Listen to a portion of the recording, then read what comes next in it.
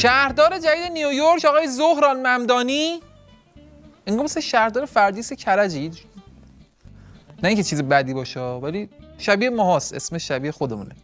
ایشون با یه سری وعده اومدن شهردار نیویورک شدن که این وعده ها برای ماها خیلی آشناست. من از رو میخونم که یه وقت اشتباه نشه. ایشون گفتن تثبیت اجاره بها. بچهای نیویورک، حالا ما با هم دوست نیستیم، برادر نیستیم، همسایه هم نیستیم، ولی به هر حال وظیفه انسانی ماست به عنوان کسی که این مسیر رو یه بار تا ته رفته به شما بگیم. بچهای نیویورک هم که ادیت میزنن خواهش می‌کنم این صحبت‌های من رو زیرنویس کنید، تو نیویورک پخش کنید. ایشون گفت تثبیت اجاره بها. تثبیت اجاره بها چی هستن؟ دست صاحبخونه‌تونه، دست لندلوردتونه.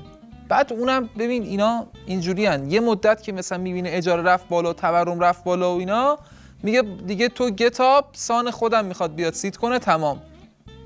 حالا تو میمونی و حوزت سر زمستون باید برید، زمستون سرد نیویورک کنم، مجبور میشی تهش بری نیوجرسی زندگی کنی.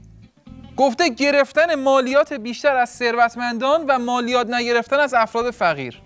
داداش اینو که ما اختراع کردیم، اسمش هم گذاشتیم دهک. میتونید استفاده کنید، مثلا اسمش رو بذارید لیتل تن.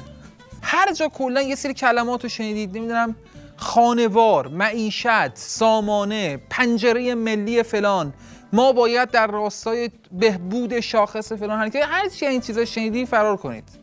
من چند وقتی به خود میای میبینی که 500,000 تا نیویورکی دارن تو یک سامانه ثبت نام میکنن، چند هزار یوروشون رو بلوکه میکنن که کویکی ساینایی چیزی بگیرن برای خودشون رشد کنن.